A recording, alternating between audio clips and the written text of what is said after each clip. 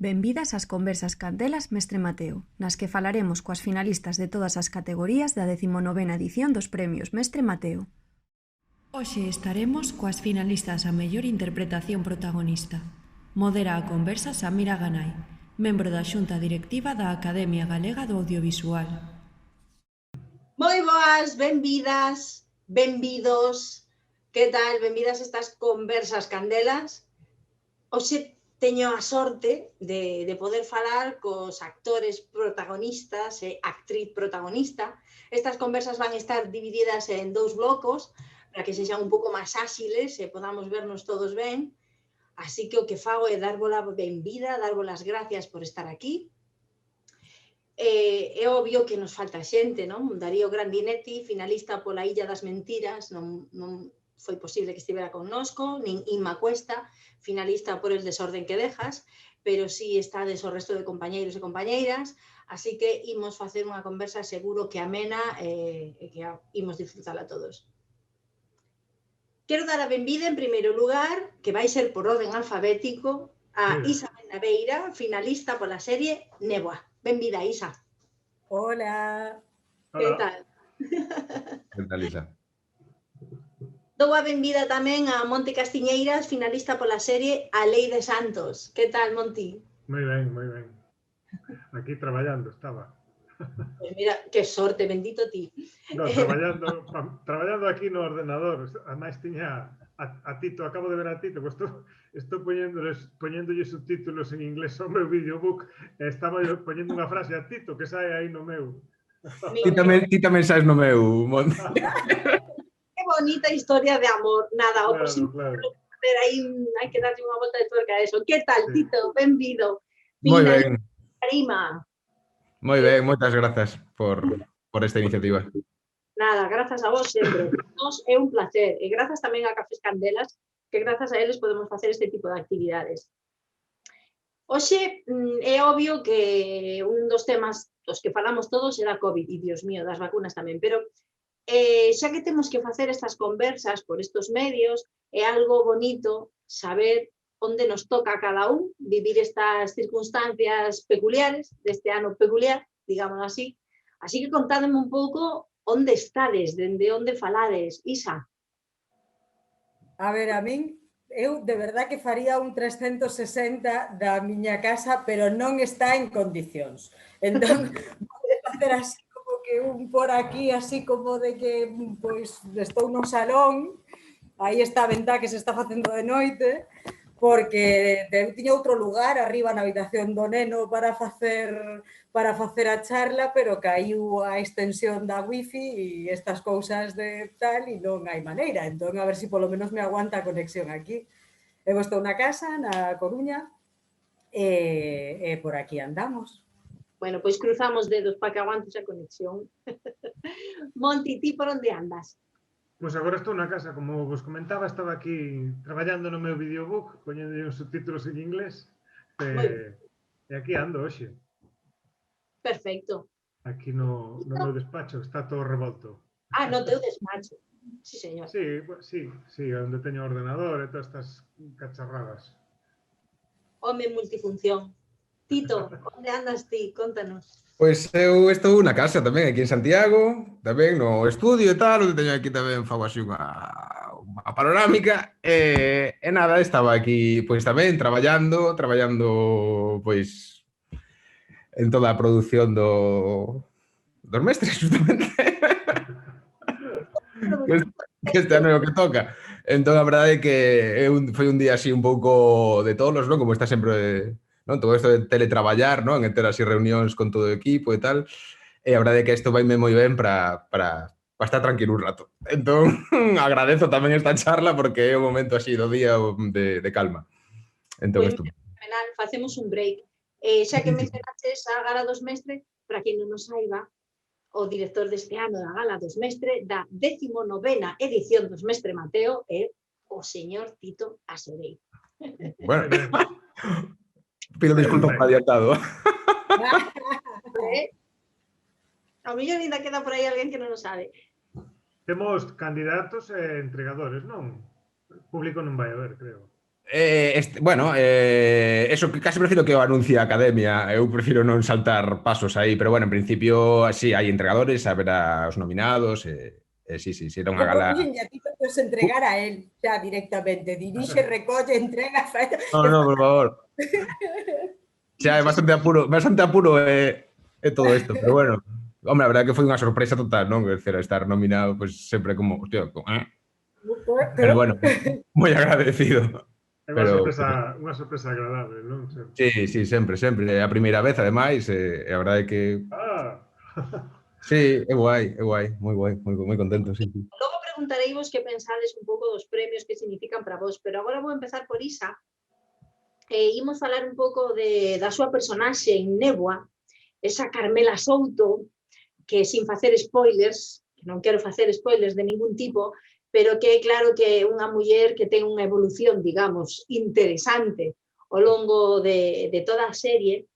E hai algo que normalmente desperta curiosidade a hora de crear personaxes, e quería preguntarche que nos contases si ti prefires ou non ter toda a información do personaxe dunha serie, que ás veces sabemos que chegan, bueno, todos os capítulos ás veces non nos entregan dende o inicio. Entonces, ti que prefires como actriz? Sabelo todo? Non sabelo? Contame tamén se tiveches toda a información dese arco de personaxe para crear a Carmela. Pois no caso de Carmela Souto de Néboa, sí, efectivamente, eu tiña toda a información dende o comezo. Eu prefiro tela. Quer dicir, eu, pola miña maneira de traballar, eu prefiro construir desde a información. Xa tuvemos que traballar, calquera dos que estamos aquí, de feito, nos os tres, tivemos que traballar sin información, porque Serra Moura, da cal fomos orgullosos integrantes os tres que estamos hoxe nominados, traballamos sin información, non sabíamos quen era o asasino. No caso de Néboa, penso que todos tivemos a información dende o principio. Eu, no meu caso, si tiña información dende o principio. Eu, como actriz, prefiro traballar con ela.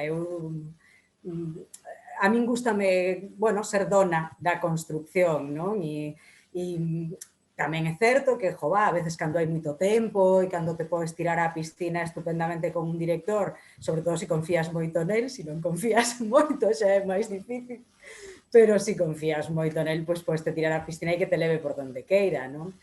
Pero bueno, eu como actriz prefiro construir desde todo o coñecemento, ir graduando cando queres soltar unha información, cando non, cando en que punto queres insinuar algo. Bueno, eu sí me gusta ser máis dona da información, sí. Perfecto. Agora teño unha pregunta para Monti. Dígame. Porque o teu caso a min fascíname. Que caso? Porque o caso con a lei de Santos, porque é algo que non é moi habitual. O sea, a min pareceme unha bendición non ter un personaxe tan característico, logo xa me falarás del, pero tan característico como de Santos en Serra Moura, que tivo unha determinada evolución e que logo aquelo vai evoluindo de tal xeito que acabe sendo un spin-off dese personaxe. Como dixires eso cando chega a ti por primeira vez, imos facer un spin-off de Santos? E como traballaches con Santos respecto á primeira etapa en Serra Moura e a seguinte na Lei de Santos? Pois recibino como supoño que o recibiría calquera, por dúas razóns, e máis neste caso, porque supoñía a continuación do traballo, de ter traballo, e que che fagan un spin-off do teu personaxe, non sei, das cousas que pode aspirar calquera actriz ou actor, non? Unha maravilla, desde logo. Que máis se pode pedir? Ademais deste personaxe que me deu tantas alegrías e tantas nominacións. É un premio de actor secundario en Serra Moura. Agora de prota polo spin-off. Non para de darme alegrías. Non sei, non lle podería agradecer a Santos todo o que me dá na vida. Como creaches Santos? Tes algunha diferencia de creación de Serra Moura, do inicio de Serra Moura, sobre todo do inicio de Serra Moura, a como acabou sendo ese Santos? ao principio, como ben decía Isa, en Serramora non tiñamos moita idea, ademais, claro, non era unha serie pequena e pechada, onde xa temos os guións.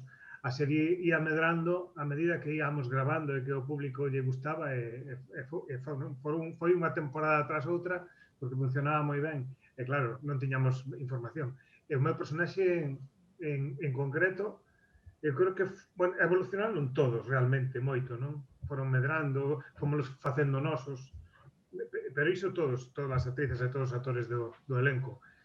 Santos pois foi igual, naceu dunha maneira e empezou a coller tamén máis protagonismo porque eu creo que non está, bueno, non, seguro, non estaba pensado que evoluíse desa maneira de que medrase tanto, non? Como despois a transición de Serramora á Lei de Santos foi o máis fácil do mundo porque o personaxe xa estaba construído. Entón era seguir facendo a Santos noutro lugar, pero era o mesmo, entón eso foi moi fácil. Que gusto. Bueno, Tito, a min o personaxe de David en Arima despertame moitas cousas e sobre todo curiosidade. Creo que é unha obra concebida moito dende a curiosidade do espectador. Pareceme un filme onde todos parece que fuxen de algo e todos simultaneamente buscan algo. Foi algo que me pareceu moi interesante. E, bueno, está cheo de misterio. Como te enfrentaches a un personaxe onde quizáis non había moitos datos aparentemente na peli, o mellor si Hayone como directora che deu esa información, como fuches creando a ese David, que lle engadiches ti para darlle o teu fondo e atopar as túas ferramentas para ter onde agarrarte? Bueno, é unha pregunta así un pouco complexa, non? Pero, bueno, sobre todo escoitei moito a Hayone, que o tiña moi claro na súa cabeza, non? É un personaxe que chega perseguindo algo e que atopa algo aí, non? Que quizáis non era o que estaba buscando, non? E iso pasa a moitos personaxes, eu creo que desa película, non?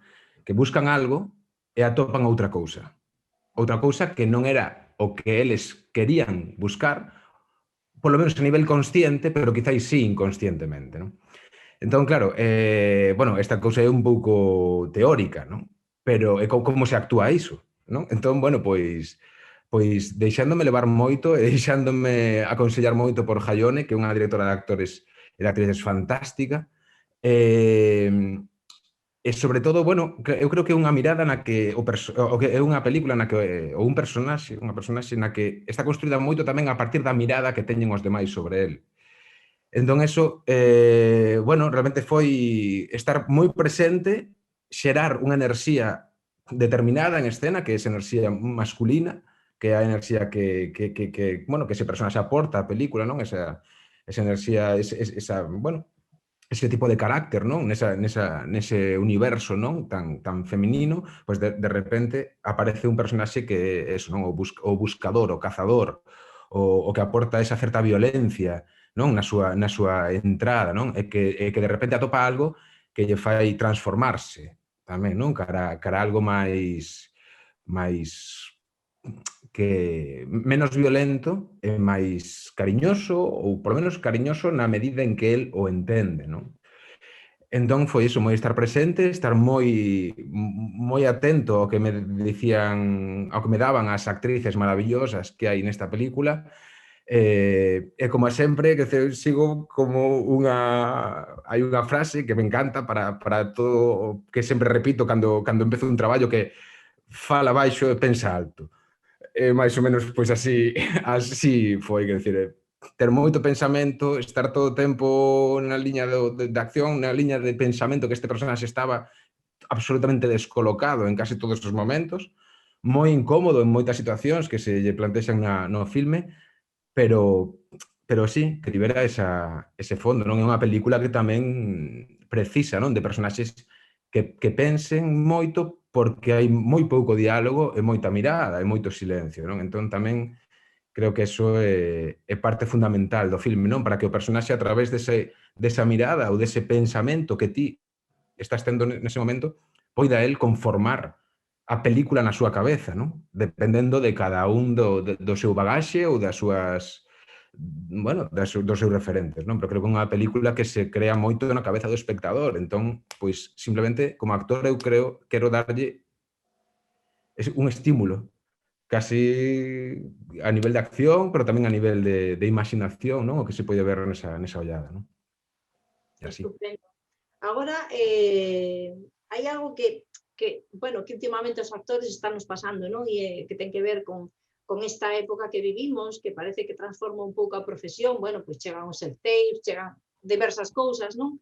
Gustaríame que xa que é un ano difícil, pensades que algunha das cousas que se están instaurando no mundo laboral, no mundo de funcionamento de historias ou de creación, credes que algo disto chega para quedar? Pois tipo self-tapes, que non vai marchar cando marche a pandemia? Isa, por favor. Home, eu penso que os self-tapes supoño que xa estaban vindo, non? Quero decir, eu creo que xa era algo que se estaba facendo e que agora pois se estendeu moitísimo máis. Penso que sí, supoño que sí se quedará, polo menos nun inicio, no? Descoñezo tampouco o traballo dos directores de casting así moi polo miúdo, pero supoño que o millor cribas iniciais de non facer ir tropecentos mil actores cando fan o millor un casting amplio, eu supoño que sí se quedará. A min gustaríame que disto se quedase o menos posible, porque, bueno, eu personalmente recoñezo que non o levo ben, que non me gusta, que non, decir, esta situación de incomunicación, sobre todo de falta de contacto e de tal, eu a levo moi mal, gustame moitísimo o traballo. De feito, eu, algunha das cousas que fixen, o self-tape, bueno, como gravas ti e faz ti as imaxes, decides cando cortas, repites, tal, bueno, pois puden chegar a facer algún decente, pero algunha proba que fixen por unha plataforma como estamos agora, no? por videoconferencia, eu pasei no realmente mal, porque me agobia a técnica, montei o plano, despois se o plano non me funciona ou tal, non sei, sabes, me sinto insegura para cambiálo, non sei onde meter a mirada, eu sentínme fatal, pero fatal. Que de feito estive a punto de confesarlo a directora de casting e tal, e dille, mira, que estou facendo isto é unha ruína porque non sei como leválo, non? Eu non sei, a mí gustaríame que do coronavirus nos quedase os aplausos das 8 da tarde aos médicos e que os contratos da sanidade sexan mellores. Do resto, eu non deixaría nada, pero bueno. Monti, que me dís ao respecto? Pois que eu fixen moitos self-tapes, moitos castings gravados antes da pandemia. Supoño que quedarán, non pola pandemia, senón porque xa era algo bastante habitual. Sobre todo, pois, a mellor para o estranxeiro, que é máis complicado moverse. Eu creo que teñen inconvenientes e teñen vantaxes. O inconveniente é pois, que non che poden dar instruccións, sabes? Tens que fazer ti máis ou menos coas instruccións que che mandan escritas ou por teléfono, pero non che poden corrixir no momento. Así, como dis, a de facer un en directo non me pasou nunca, pero seguramente sería unha experiencia mala facelo así por Zoom ou por en directo. Unha cousa, bueno, para min polo menos foi horroroso. Sí, é pouco igual é que extraño. tampouco non sei, o sea, eu sei de hai que compañeiros que prefiren facelo así porque séntense máis seguros e póñense menos nerviosos. Esa creo que é a vantaxe que ten. Entón, eu supoño que sí, que conviviremos un pouco, convivirán as dúas, o presencial e o self-tape. A min xa estou bastante afeito de facer self-tape para min, para axudar a compañeiras, amigas e amigos, algúns tamén. A min axudar hai tempo, sí. Unha mexicana. Sí, ainda fixen un Antonte, o sea que non para min, pero para botar unha man a unha amiga, sí. Así que sí, supoño que sí. Que máis quedará? Pois supoño que non quede moito máis desta pandemia, non espero que xa non teñamos que levar máscaras e esas cousas, aínda que supoño que haberá xente que seguirá levando na súa vida, porque como os países orientais que xa moitas veces xa levaban máscara en público ou en determinadas situacións, non? E máis nada, iso. Tito, que me contas? Aparte de esto que estamos falando dos self-tapes, pois si hai algo que che afectou a ti directamente o teu traballo persoal, que tivera que ver con isto tamén. Bueno, a verdade é que foi un, bueno, como todos, non? Que ter un momento, eses 99 días, creo que foron, non? Confinados, pois a verdade é que sí, por un lado, non? Era como, hosti, que había algo de descanso mental, que non digo que non estivera ben, non? Por lo menos no meu caso, non? De decir, hostia, non? Sempre tes esta cousa de ir detrás da roda, non? Que a roda non pare, non? E de repente a roda para. E dis, uah, non? E a verdade é que foron días, pois eso, de moita tranquilidade, de moita lectura, de moito estar na casiña e ben e tal. A verdade é que non o pasei, non o pasei especialmente fastidiado. Quer dizer, o sea, sendo plenamente consciente de que había moitísima xente que sí que o estaba pasando e sendo tamén empático neste sentido, non? Despois, pois, a verdade é que unha vez que pudemos sair, pois, tiven certa fortuna de poder sair fora ou de poder ter algún traballo fora, quer dizer, a verdade é que foi un ano no que estiven bastante tempo tamén fora, en Madrid, traballando, pois eso, facendo audiolibros ou despois xa con Fariña no teatro e tal, e bueno, a verdade é que non teño tampouco esa sensación como de estar encerrado, non? Así, fora diso. Pero vamos, que sí que, bueno, sí que pensas en outros formatos, en outras cousas, sí que fixemos cousas, non? Que máis, dice, coa compañía, non? De teatro, coa Quinta do Cuadrante, non? Que claro, non tes funcións, pois como que inventas outras cousas, non? Tratas de inventar outras cousas, non? Esas lecturas dramatizadas que fixemos a nivel audiovisual para o Consello da Cultura Galega e tal, bueno, tentas abrir como outros formatos de traballo, non? Porque, bueno, a cabeza non para bueno, e tamén está ben así, non? En Tito Ter para un pouco menos ainda. de saúde mental, ter un poquinho máis de saúde mental, non? Totalmente, Pero a vamos, para menos aínda, sí. bueno, non sei. E despois, con respecto aos self-tapes, eu quería dicir unha cousa, porque como todo isto pasa un pouco co tema das aulas dos nenos, non? Que quen ten un ordenador e unha conexión wifi xenial, pois pode facelo, non? Pero hai moita xente, quer dizer, que con respecto aos self-tapes, depende tamén moito, quer dizer, do teu material que teñas, non? Sí. Para gravalo. Quer dizer, non é mesmo gravar o self-tape nun móvil e sen axuda, porque o mellor estás na tua casa e non tes axuda, que ter unha iluminación determinada, unha cámara boa, alguén que che dé unha boa réplica, alguén que che axude, xa sexa un amigo, unha parella. Entón, creo que isto incide aínda máis a brecha digital, incide aínda máis na pouca democratización do asunto, non? Que aínda é máis, a diferencia faise máis grande, non? E iso é, para min, malo, porque creo que se xa a cousa está fastidiada, pois, aínda por riba que se penalice ter poucos medios, pareceme un perigo. Coincido con Tito, sí, é certo. Sí, un punto de vista moi interesante. Bueno, agora un pouco para acabar con algo fermoso e máis bonito, a min gustaríame moito que nos contasedes cada un de vos un momento salientable destes proxectos polos que sodes finalistas. Algo que seguramente cando pasen os anos, pois non esquezades, porque xa forma parte especial ou fermosa da vosa etapa laboral. Isa, que me contas? Pois así salientable de néboa.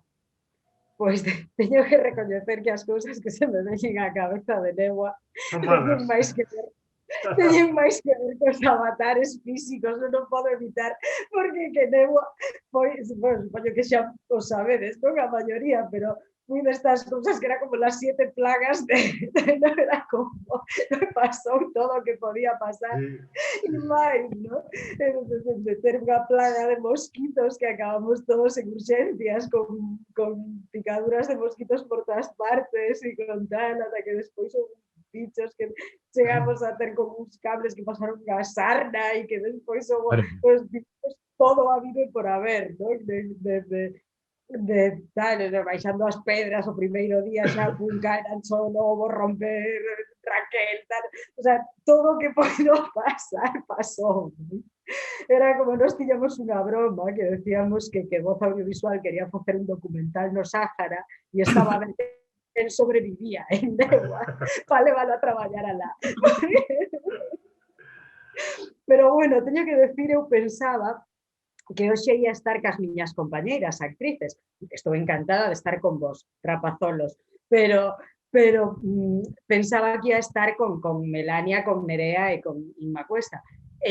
Decía eu, joder, realmente creo que as 4 poderíamos dicir o mesmo, porque ata onde eu sei, Illa das Mentiras, na Illa de Sálvora, tela, na Illa de Ons, Melania, tela, dame a min que en Ourense nesas termas que se ven tan bonitas con tanta néboa, tamén non deberon de pasar filo, ¿no? Entón, penso que rodar en Galicia é para recordar toda a vida, ¿no? Cando rodas en exteriores. Gracias, Isa. Di que me contarías de Santos, Monti? Con que te quedas? Que cousas? Pues mira, cousas parecidas ás de Isa, porque, claro, véñeme a cabeza, gravamos no inverno, e fixo moitísimo frío, e choveu moito nese mes de novembro e decembro, moitísimo. Choveu tanto que o último, acabamos o 24, a víspera do 24 de decembro, a víspera de Noiteboa. Tiñamos que acabar antes, pero non deu tempo e houve que traballar 2 ou 3 días máis, creo. O último día inundouse onde estábamos ali cerca, onde se fixo a Casa de Santos, un local que choveu tanto que se inundou e mollouse toda a roupa, e nós estábamos vestidos de actores, de personaxes, e tiven que marchar para a casa en calzóns dentro do coche, porque estaba toda a roupa mollada. Ese é o que recordo así dos últimos días. E depois teño recordos vos, pois, coñecín a xente maravillosa, a unha rapaza que vai dar moito que falar, que é Lidia Veiga, que me pareceu unha actriz maravillosa. Traballei con Xoan Fornias, por exemplo, que nunca traballara, que me parece outro actor maravilloso. Reencontreime con Sonia Castelo, despois de tantos anos de que traballáramos xuntos en máis dun lugar. Descubrín a Ozo, que xa o coñecía un pouco, pero descubrín a Ozo dirixindo, que tamén é unha maravilla. E o resto dos compañeros. Foi unha experiencia moi bonita, quitando as inclemencias do tempo, todo foi moi bonito, é maravilloso, realmente. Sí. Grazas, Monti. Contame, Tito, ti con que quedas de Arima? Pois a verdade é que, quedo con moitas cousas, Foi, primeiramente, a miña primeira película. Entón, pois a verdade é que, claro, eso sempre queda, non? Bueno, fixera unha secuencia en Lobos Sucios, pero, bueno, foi unha cousa moi anecdótica, non? Esta é a primeira película na que eu teño unha participación, digamos, bueno, pois máis importante, non? Entón, para min, claro, foi pois a primeira vez, non? Que estás metido nun proxecto cinematográfico, non? Despois de vir de facer varias series, pero, bueno, ten un punto diferente, non? Para min, pois foi como... Claro, recordaréis sempre iso, non? Que será... porque foi a primeira, non? Entón, pois eso é bonito, xa de por sí. Despois, quedome con conocer a Jaione, con coñecer o seu mundo, o seu universo, e ver que...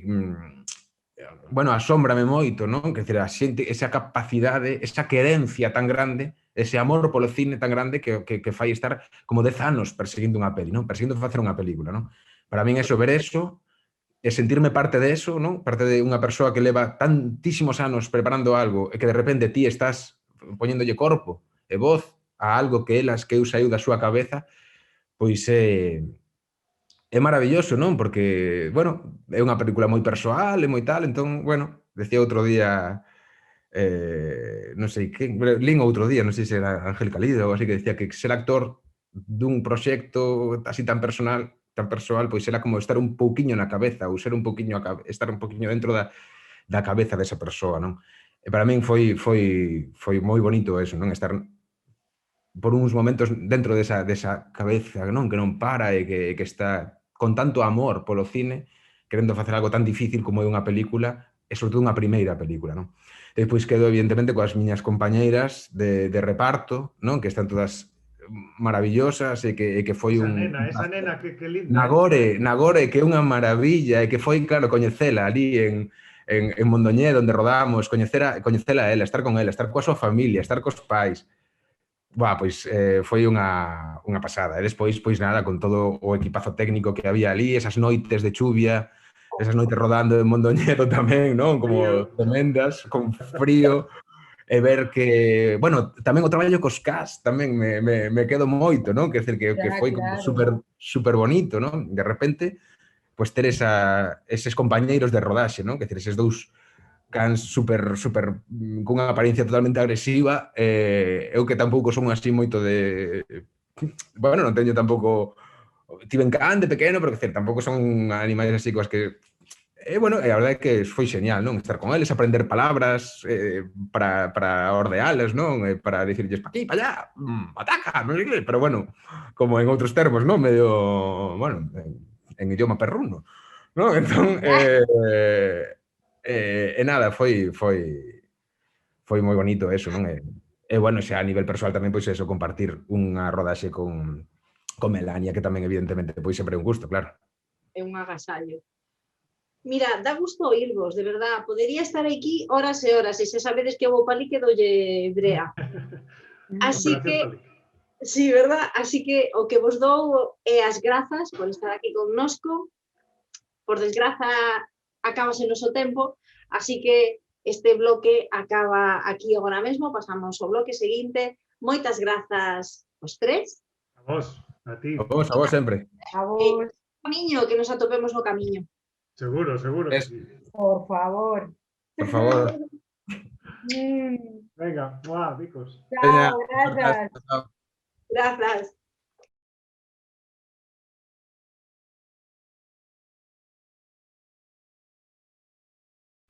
Bueno, moi boas as dúas, agora comezamos co segundo bloque. Neste bloque tiña que estar connosco tamén Antonio Durán Morris, finalista por ONS, bueno, por causas alleas a él non pode estar connosco, pero sí poden estar connosco dúas grandes actrices e compañeiras que vou ir presentando por orden alfabético, de acordo? E a primeira que saúdo, entón, é a Melania Cruz, finalista tamén por ONS. Que tal, Melania? Benvida. Moitas grazas. Que tal ti? Aquí estamos, eu dándolle palí que estou estupendamente. E agora ha salido a Nerea Barros, finalista por A Illa das Mentiras. Benvida, Nerea. Que tal? Non estás soa, xa vexo. No, chegou Parrulo. Oh. Sí, chegou Parrulo. Di, hola, oli. De Parrulo falta tinta, cantará por aí. O sea, que tes dous. Bien. Teño dous. Son a dos Simpson, a tola dos gatos dos Simpson. Esa Sí. que bota gatos, pois así vou a ser de maior. Igualín. Eu son alérxica aos gatos, encántame, pero bueno, en fin. Oh. En fin, eso dá para outro trauma. Mirade unha cousa. É algo que estamos a falar un pouco con todos os convidados que temos finalistas, é que é obvio as circunstancias que temos dadas pola COVID. O que nos gusta é saber como estades, onde estades, desde onde falamos. Eu estou dende a miña casa, que hasta atrecei un pouco aí ca claqueta esta do mestre Mateo do ano pasado. Vos onde andades? Contádeme. Melania, contame. Pois mira, eu estou na casa, en Santiago, no estudio, que cambiei así un pouco, porque como tiveste xusto antes conversa con Tito, pois dixen, bueno, para que non vexan o mesmo decorado, decorei así un pouco, puxen o ordenador de outra maneira, non? E sí, nada, por aquí ando tranquiliña, descansando, e aproveitando un pouco as horas de sol que temos maravillosas, que boa falta facían. Nerea, e ti por onde estás? Bueno, pois cos gatos na casa, lóxicamente. Acabo de chegar a casa, estou no despacho, bueno, e de feito cheguei tan rápido, collín calquera cousa para comer, teño aquí patatas, hummus, de todo, e deixei todas as cousas por aí tiradas. E teño un gato que está toleando por vir comer, verdad, Mangallón, por vir comer as miñas cousas. Estou na casa. Estou así no sitio que me gusta escribir, e así. Estou aí no despacho, digamos. Estupendo. Hai unha cousa que nos falan moito os actores, e lle preguntan moitas veces os actores aquilo de, bueno, ti que método utilizas? É obvio, non sabemos que a cousa non vai só de un só método ou de xeitos de traballar, sino ao mellor de xeitos de concebir a profesión.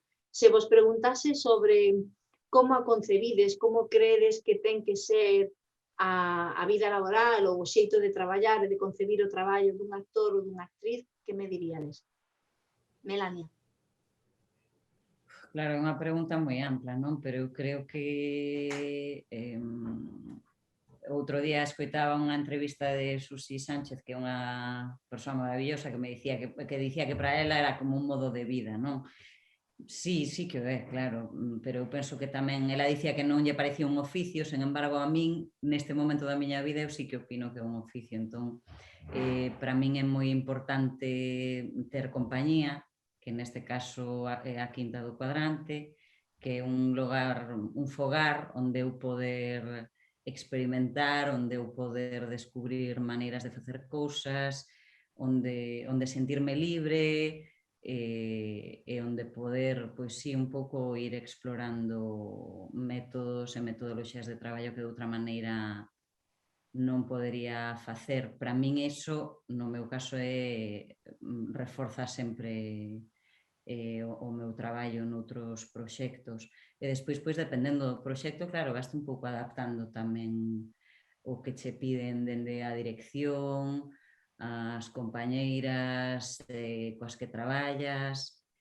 Eu son moi de traballar sobre as circunstancias dadas, non? Quero dicir, unha vez me vexo ali, eu podo facer un estudo de personaxe profundo e tal, e despois iso, na medida do posible, utilizarei non máis ou menos se me serve no momento no que estou interactuando coas persoas que teño o meu carón e co espazo circundante, non? Que iso determina moito. Pero non é que teña un método, non podería dicir que sigo sempre un método porque mentiría. Claro. Lógico. Nerea, Sí. que nos contas sobre eso? Pois, a ver, pois o mesmo que Melania, é unha pregunta super ampla e ti sábelo. Sí. Ampla, perdoade. Hernán, amor, te dije que estaba... No puedo hablar contigo. Dillo, que yo digo eu.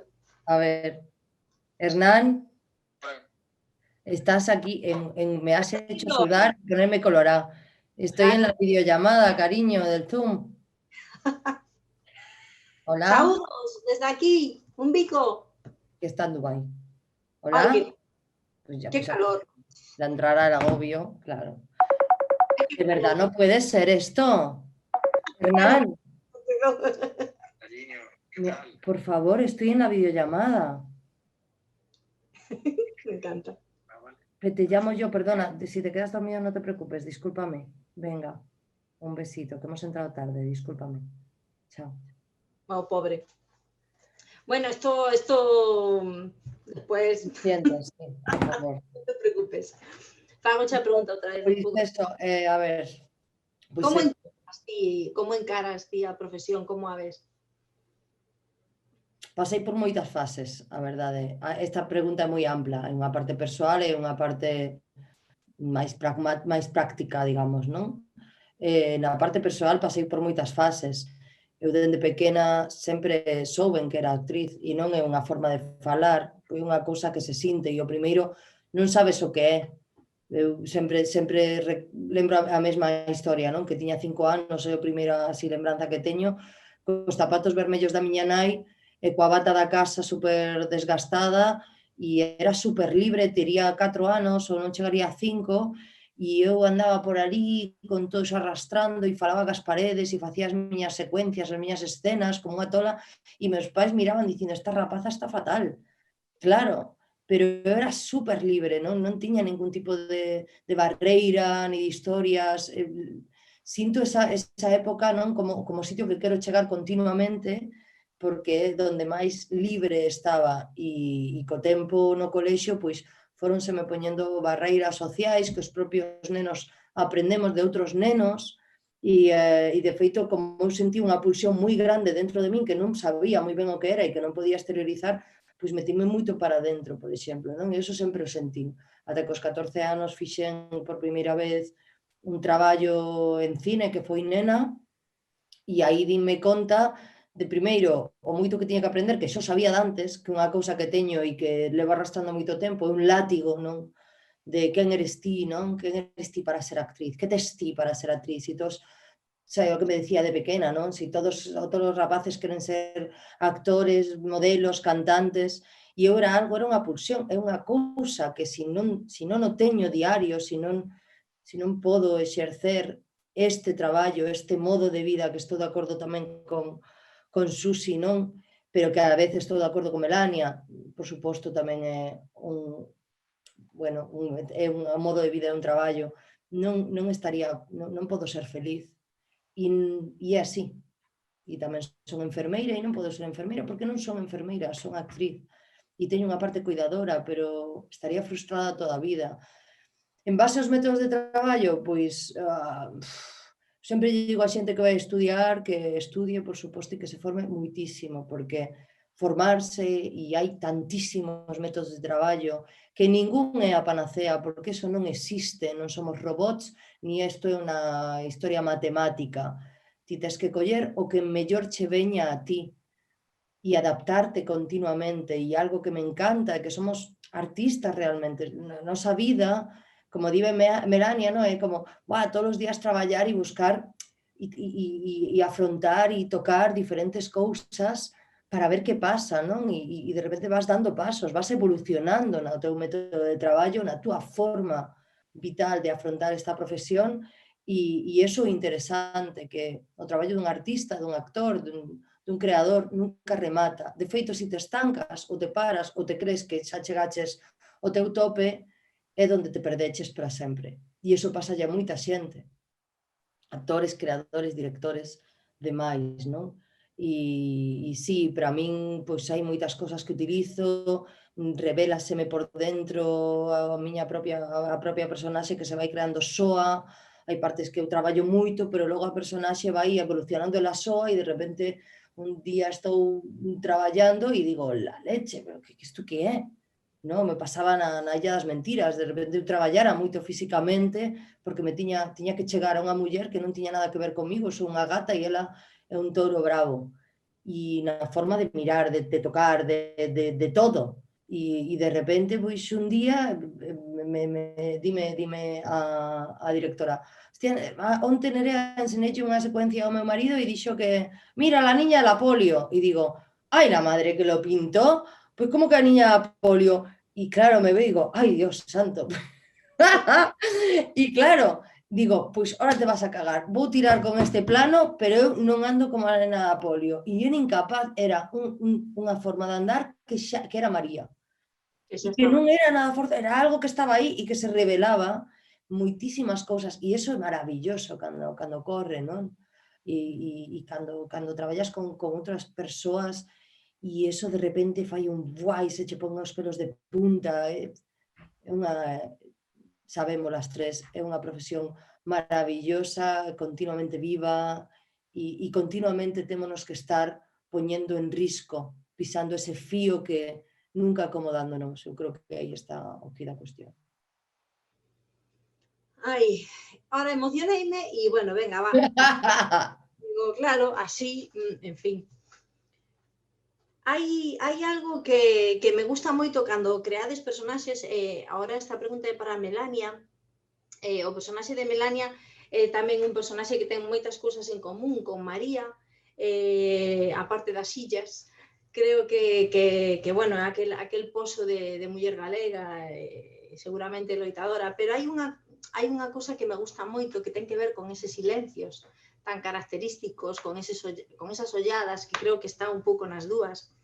E logo a relación que ten Mariña co resto dos personaxes, como vai relacionándose de maneira lixeiramente diferente con o resto dos personaxes, como faz esa elección, como faz esa creación de personaxe. Bueno, sei que, entre nós falamos de que Alfonso Zarauza é un gran director de actores e actrices, que ten un xeito de traballar, que soe gustarnos. Como foi para ti buscar esa búsqueda, esa procura de Mariña? Pois a mí sempre me pasa de alguma maneira que claro, eu necesito sempre comprender, non? En que punto está o personaxe, por os lugares polos que pasa. E sí que en todas as personaxes que interpretei atopo moitos puntos en común comigo mesma. Entón, non é que eu bote de material propio para crear a personaxe, pero sempre das, é como eu sempre digo, non? E no personaxe de Mariña quizáis máis que ningún outro dos que leve interpretado, porque me colleu nun momento vital bastante complexo, pois abrín de despensa e dixenlle, bueno, Mariña, pois colle aquí o que vayas necesitando e despois xa veremos, despois xa faremos contas ti máis eu cando acabe esta movida, pero sí, foi como unha apertura moi grande, abrirse de tripas e dicir, bueno, pois todo o que teña que entrar, estar atenta absolutamente a todo, a calquera olor, a calquera contacto mínimo, e isto empezámoslo a traballar na casa de Alfonso, os tres, tanto Morris como Alfonso como a min, xa se estaban creando situacións que tiñan un pouso e un significado, porque, claro, para trazar unha relación de matrimonio, pois precisábamos tempo, non? De cheirarnos, de tocarnos, de como é esa pel del, como camiña, como construir un pasado común, todo isto, non? A cuestión foi chegar á illa despois con todo ese traballo feito e ver como a illa transformaba iso e lle daba a todo un carácter moito máis profundo. Alfonso sempre di que na peli que a peli é como un iceberg, non? Ou como a propia illa, non? A propia illa hai unha parte que subxace, que está baixo a auga, que parece que non está, pero é moito máis grande do que se ve por riba, ás veces, non? Por riba da auga.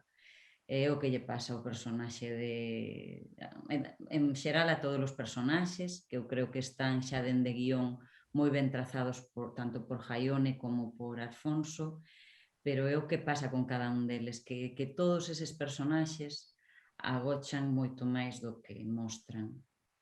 E eu creo que pasan moito na vida, non? Que moitas veces os problemas que se ocasionan entre as persoas son por falta de comunicación, que se dixéramos máis o que pensamos ou como nos sentimos, ou en lugar de agochar tanto os sentimentos ou os puntos de vista, pois habería menos conflitos bélicos tamén.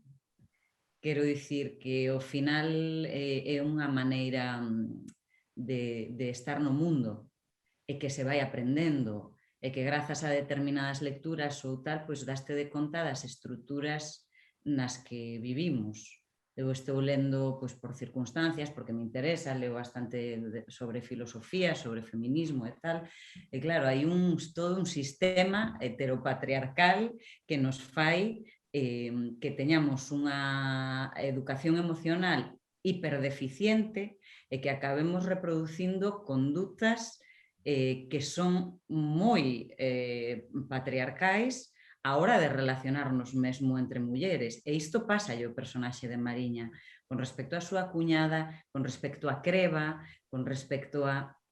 entón, todo iso, ao final, é a vida, non? É como cando filmamos e estamos interpretando personaxes, o que facemos é reproducir anacos de vida, pois por sorte ou por desgraza, como xa nos vimos en situacións similares ou podemos transitar por eses lugares. Obviamente, eu non sería quen de transitar polo personaxe de Mariña se non fora polos compañeiros e polo traballo de dirección, que che van indicando pois lugares os que te podes coller e tal, e sí que é certo que a illa dirá bueno, Nerea sabe perfectamente porque les rodaron en Salobra, e o poder que ten unha illa é algo tremendo, porque ten unha enerxía e algo telúrico que se traspasa a ti e que te coloca nun lugar totalmente distinto. As pelis non serían o mesmo se se gravaran en terra que gravadas en illas. Estou totalmente convencida. Non sei que opinas ti, Nerea, pero eu teño moi claro. Entón, bueno, non sei se contestei ben aí o que me preguntache, pero... Pero foi na cabeza isto. Como isto non é un exame, sino Así, menos mal. conversas de candelas, entón, do que se trata é desto, de coñecernos un pouco, e tamén a min encántame que vos estendades nestos termos, porque ás veces teño a sensación, non sei se a compartides conmigo, de que a nosa profesión, oficio ou xeito de vida, como queiramos chamarlle, ou como sintamos, ás veces non é tan comprendido, incluso dentro do propio gremio. Entonces creo que non está mal falar destas cousas e dende este punto de vista, pareceme fermosísimo. Así que eu estou encantada de escoitarvos e estou segura de que quen escoite en directo non, quen escoite estas conversas tamén vai estar encantado de oílas e de aprender convosco, así que é unha maravilla escoitarvos, así que idevos polas rames que queirades, non hai problema ningún. Eu teño aquí unha pregunta para Nerea, porque a min, bueno, ese tipo de personaxes, como falábamos e como te convidaba agora Mela, son personaxes de illa, personaxes fortes, teñen que ver con mulleres que están casi aleccionadas por un sistema, e iso está moi ben que os sinales. A muller que fai Nerea, María, é unha muller que leva na ollada aquilo de que nada é doado. Parece que eso está na súa ollada constantemente, de principio a fin, está no seu camiñar, está na súa torpeza, que hai unha torpeza constante nela que é moi bonita de ver. A mí gustaríame preguntarche se buscaches, bueno, antes xa falaches un pouco deso, non? Tendes a buscar referentes máis alá do personaxe original, non? De a María original, que, bueno, non sei se supoño que non tivechedes contactos con aquelas persoas ou se tivechedes esa oportunidade, senón onde buscas ese tipo de referentes, búscalos, prefires buscar só en ti, como comentabas antes? Non, eu non busco para nada só en min, de feito, algo que me pon cachonda, digamos, é xustamente, bueno, por exemplo, María de repente, pois, aínda que lóxicamente, como di Melania, sempre, o sea, os sentimentos son nosos, son as nosas emocións, eso transita. Eu sempre digo que teño un ordenador de a bordo e que o resto é para o personaxe cando din acción. É así. Cando eso está en equilibrio e eso funciona guai, é o sitio. É onde está a maxia. Eu sinto, hai moitas veces que non é así, pelexas porque sexa así. Ese ordenador de a bordo para min é o que utilizo cando estou fixando, pois eso, toda a parte técnica, digamos, que hai nunha rodaxe, porque no teatro é outra historia, o teatro é unha cousa maravillosa que o aquí o ahora, e se estás ben e se non, pasou. Pero a rodaxe o que ten, non? Que tes focos, sitios onde tes que parar por cámara e cousas así que non son nada orgánicos. Entón, para intentar adaptar eso, son para min os ensaios primeiros, onde o meu ordenador de aborro, eso, olvídase, como na conducción cando levas un coche, e logo todo eso ten que fluir e tes que poder sorprenderte, non? Sempre teño moitas referencias. En María, por exemplo, pásame, porque para min é unha muller, levo toda a miña vida admirando as mulleres galegas, admirando unhas mulleres que teñen unha fortaleza que non é normal, que teñen unha enerxía que non é normal. E estas mulleres eran, o sea, de feito, estiven na illa e falábamolo continuamente, digo, bueno, pois estamos a anos luz, porque era Darwin, sabes? Esas mulleres estaban aí nese momento así de ben porque estaban super evolucionadas. Eu morro a semana. Porque solamente de estar descalza o tempo que pasaba, o sea, se nos quedaban dormidos os pés do frío. Eran cousas, hai moita xente que pon, bueno, rodar aí en novembro cando fai un sol de carallo. No, perdona, non facía un sol de carallo, facía un frío tremendo. Tremendo, e iso é que non sabe a xente, claro, como non ven nubes, pois é o de sempre, que cando vas rodar, de repente tes sol en vez de nubes e pasan estas cousas.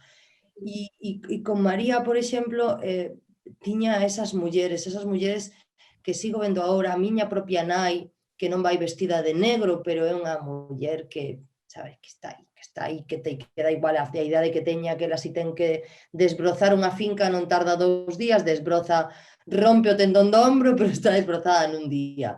Bueno, hai unha cousa aí de María que eu sempre mamei e que para min é como facerlles unha homenaxe a todas as mulleres que admiro, a ese tipo de mulleres. E logo para min María tiña algo que estaba falando Melania antes, non, das estructuras patriarcales, das estructuras que temos asociadas, e para min María era, por tal e como estaba escrita no guión, e falei moito con Paula, pois era unha muller adiantada ao seu tempo, é dicir, ela non podía aceptar esas normas, e ademais vivía nunha illa, e ela era a illa era ela, e non había volta, e como non estaba en terra e non tiña esas estructuras tan marcadas solamente polo tipo que estaba na illa, que era man dereita do conde, da nobleza, desa todavía edad media que nos perseguía, non? Porque realmente eran colonos, chamabanlle colonos. Entón, para min era adiantado o seu tempo, porque decía todo o que lle viña a cabeza e non lle daba a gana de aguantarse. Logo pillábana e sufría porque de repente a sacaban do seu entorno, ou vía unhas mans limpas e novas e tal, e ela non tiña ni idea, era un animal salvaxe casi analfabeta que todo eso a descontextualizaba e ela non sabía como comportarse, pero logo na illa ela tiña esa cousa de a min ninguén me vai dicir o que teño ou non teño que dicir ou facer, e iso é un problema en xeral, porque as mulleres non podemos dicir as cousas como nos dá a gana, incluso agora mesmo. É unha realidade moi matizada, pero está aí, e eu sinto todos os días. Eu son galega e, por exemplo, aquí en Madrid teño que conterme porque esta forma que teño de falar, con paixón, non é adecuada moitas veces. Non é adecuada, sobre todo cando estás falando con homes. Ou cando hai unha cousa que hai que facer e dices, venga, vamos, dalle, non? E non, pois unha muller non pode dar esas ordes porque de repente, bueno, estás histérica, non? Te estás poniendo... Non ten nada que ver, un home pode dicilo desa forma e ten unha potestad, pero ti non a tes. E iso é unha realidade que hai que asumir, non? Que por desgracia temos que ver e asumir. E María nese momento pois non lle daba gana e iso gustábame moito. En María non agarrei cousas, salvo falar moito coa familia delas, fomos moito a Ribeira, eu veraneo toda a miña vida, eu son medio Ribeira, medio Santiago, eu toda a miña vida veraneei en Castiñeiras e na Pobra do Caramiñal, pero en Castiñeiras me iba ao Faro e vía Sálvora, para mí foi moi especial rodar esta película. E aínda chegando a Ribeira, cando chegamos a falar coas familiares de María, coas bisnetas, de repente saio do coche e vexo unha señora en chándal de non sei, 50 anos, botando a basura. Digo, hola, buenas tardes. Buenas tardes. O sea, eso sigue aí, esta cousa de costa, é unha protección que teñen. De cara para fora é como, madre mía, que mala hostia. E, en cambio, é unha protección para protexerse.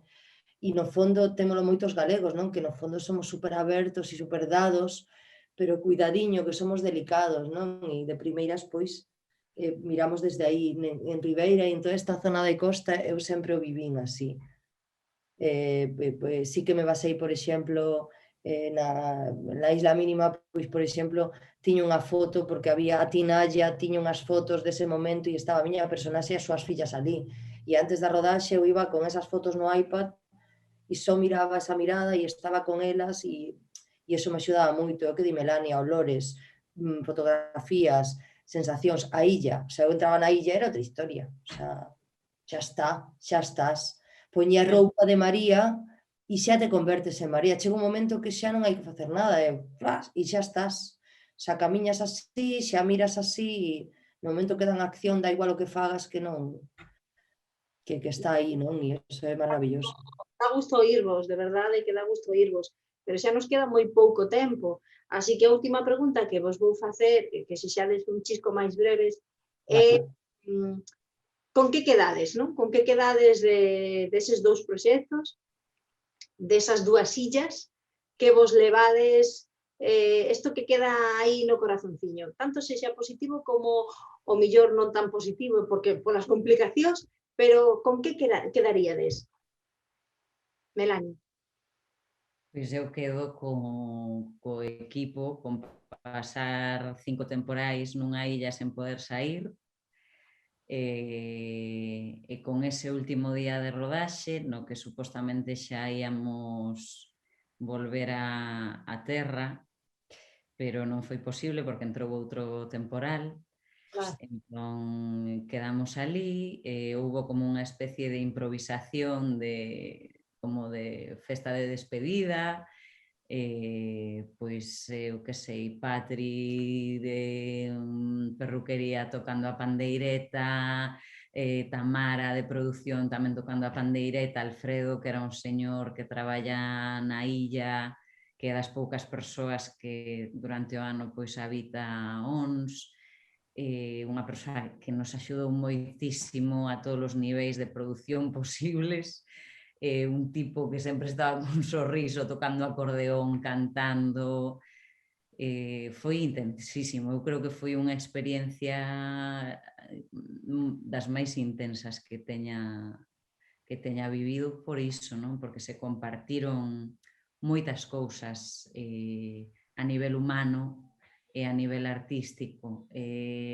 Arriscou moito Fonso aí, porque supeditar unha rodaxe a climatoloxía e que o equipo estea sempre agardando que clima vai entrar para saber que se vai gravar e ata unha hora antes ou 2 horas antes nunca saber o que imos gravar e que todo o equipo estea a favor diso, eu nunca o vivira.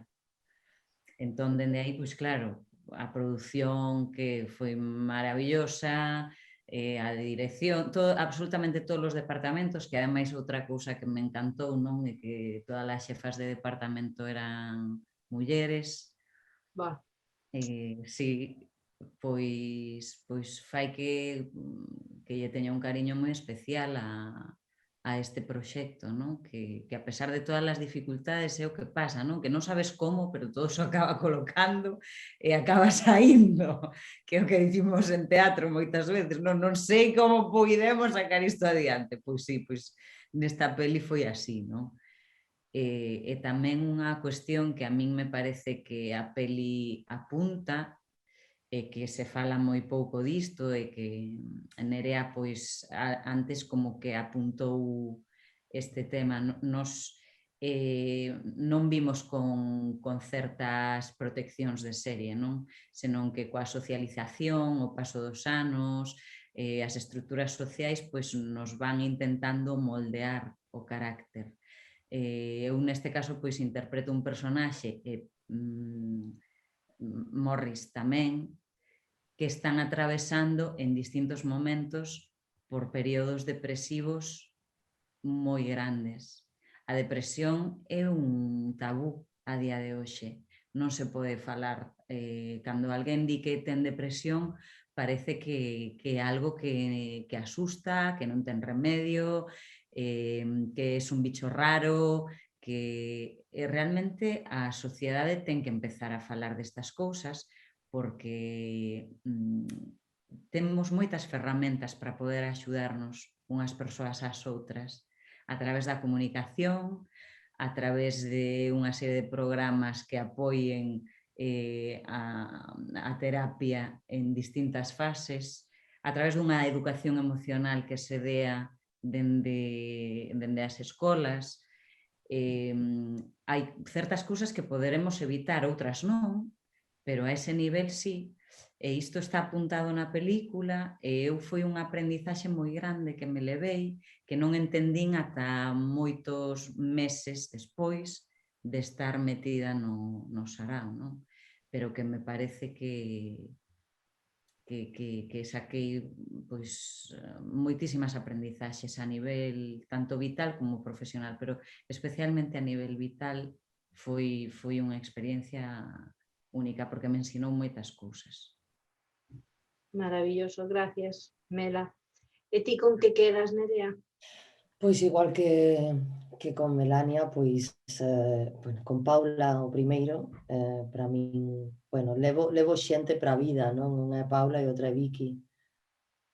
sempre digo, e é unha realidade, e se vos colledes a película e quitades a Victoria, María non existe. É unha realidade. Vicky fai un traballo absurdo. O sea, yo vía y digo, te voy a matar. Pero es que incluso cuando decía, uy, pero ya estábamos en plano, y digo, pero da igual, o sea, sí, estás perfecta sempre. Bueno, Vicky é maravillosa, paseino, compartimos xuntas cousas maravillosas e xa che digo que María non existe sin ela e eso podese ver claramente. E con Paula, que unha muller tan xenerosa, que sempre vai a favor, que incluso nas peores circunstancias, que é tan xenerosa con todos nós, incluso cos actores que non son xenerosos, ela tamén é xenerosa con toda a equipa. Bueno, Paula é un extraterrestre, e con todo o equipo, con Manchola, ese imaxe, bueno, Manchola é un vasco maravilloso e encantador, que o dá todo tamén. Había xente moi especial, Darío Grandinetti, un señor que todo o rato está de bo humor e está equilibrando a rodaxe, sabes? Aitor Luna, todos, vestuario, que fixo todo a man, todo mulleres, currando e teñindo todo a man.